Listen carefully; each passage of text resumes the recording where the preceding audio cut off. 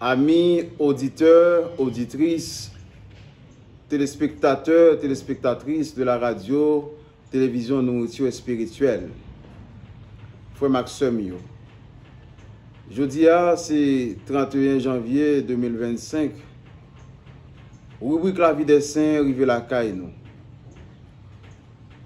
Jeudi, l'église maman nous invite nous faire mémoire un grand saint qui c'est Saint Jean Bosco. Yon monde qui te quoi dans aider sac pipiti yo. Yon monde qui te quoi dans former jeune, dans former petit monde. Yon monde qui te livré corps et âme pour l'église là. Et c'est un monde tout qui te quoi en pile dans bon Dieu. Eh bien, frère Maxime yo, nous prenons le temps ensemble avec qui est ce monde Saint Jean Bosco Teye, qui ça te qu'on fait pour avancement l'église là et comment il te remet l'église. Jean Bosco est né près de Castelnuovo d'Asti, près de Turin, le 16 août 1815 et mort à Turin le 31 janvier 1888. Ses parents sont des pauvres paysans, mais sa mère demeurait veuve avec 3 enfants et une sainte femme. Son caractère et ses bonnes manières lui donnent une grande influence sur les enfants de son âge, qu'il entraîne avec lui vers les divertissements et la prière.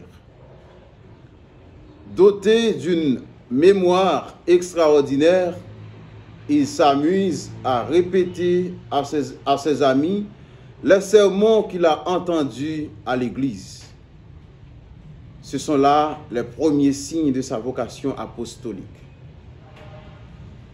Il ne peut faire d'études, sa famille étant trop pauvre, qu'avec l'aide de bienfaiteurs ou avec l'argent qu'il gagne en travaillant. Il est ordonné prêtre en 1841 et se consacre aux jeunes des quartiers pauvres et abandonnés, notamment aux jeunes ouvriers. On l'appelle Don Bosco. Jean Bosco, ému par les misères corporelles et spirituelles de la jeunesse abandonnée, décide de réunir tous les dimanches quelques vagabonds qu'il instruit, moralise, fait prier, tout en leur procurant d'honnêtes distractions. Mais cette œuvre ne suffit pas à entretenir la vie chrétienne et corporelle de ces pauvres enfants délinquants.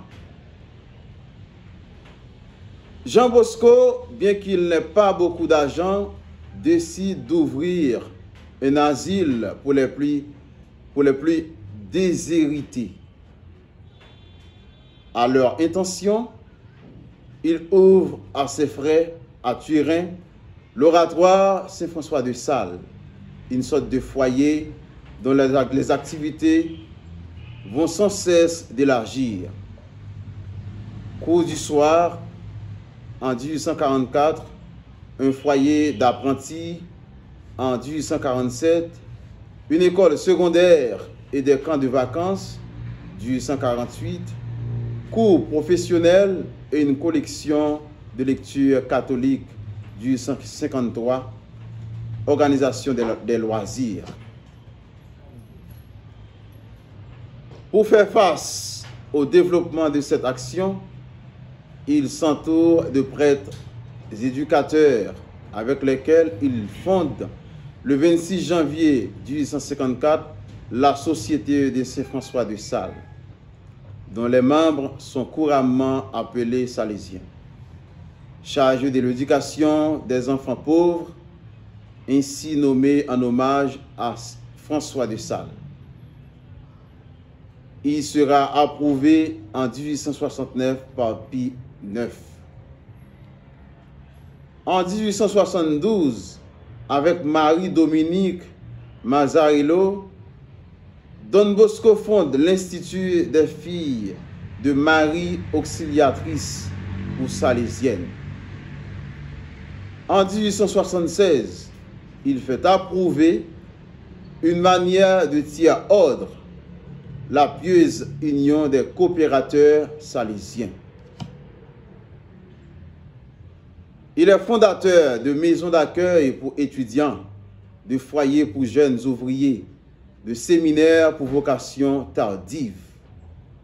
Son activité au service de la jeunesse, des milieux populaires, les résultats qu'il obtient auprès d'elle dans les divers domaines de la formation générale, professionnelle, religieuse, ses recherches pédagogiques sont bientôt connues à travers l'Europe où les fondations d'instituts se multiplient.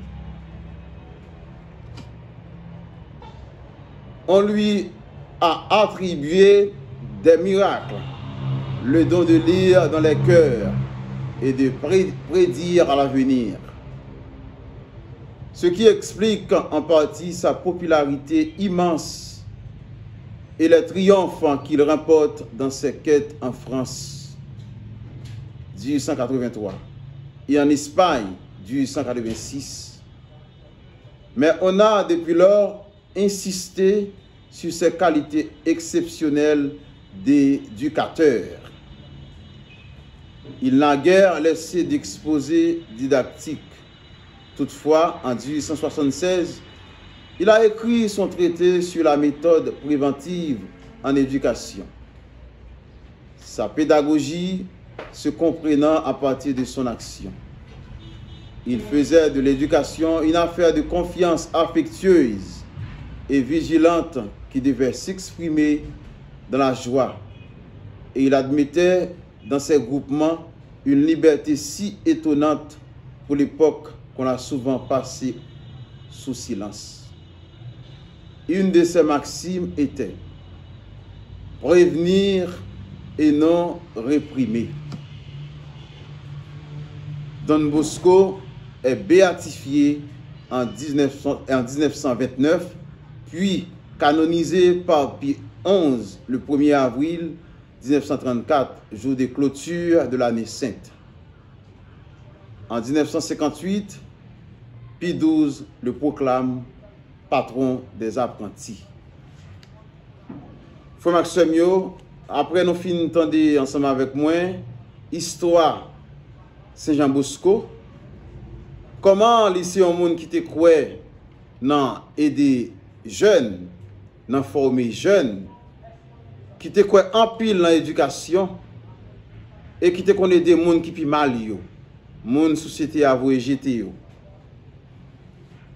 Frère Maxime, ça doit susciter nous-mêmes qui sommes chrétiens, qui veulent suivre Jésus-Christ, qui veulent faire travail grand maître là, ça doit avoir plus courage, plus la foi, plus de détermination.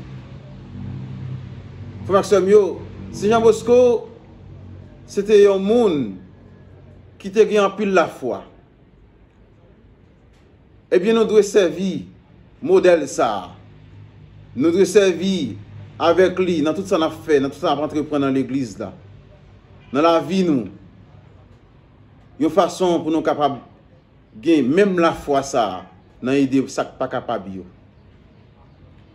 On nous demande à Saint-Jean Bosco pour le prier pour nous, pour le prier pour toute l'église là. Comme ça un jour, nous avons gagné même la foi ça te gagner. Dans aider monde qui pas capable. Dans former jeunes. Et comme ça, nous avons place pour côté papa dans le ciel là. Nous avons saint même gens ensemble avec lui. Déjà, moi, souhaite nous toutes et nous chaque bonne écoute et bonne méditation avec Saint-Jean Bosco.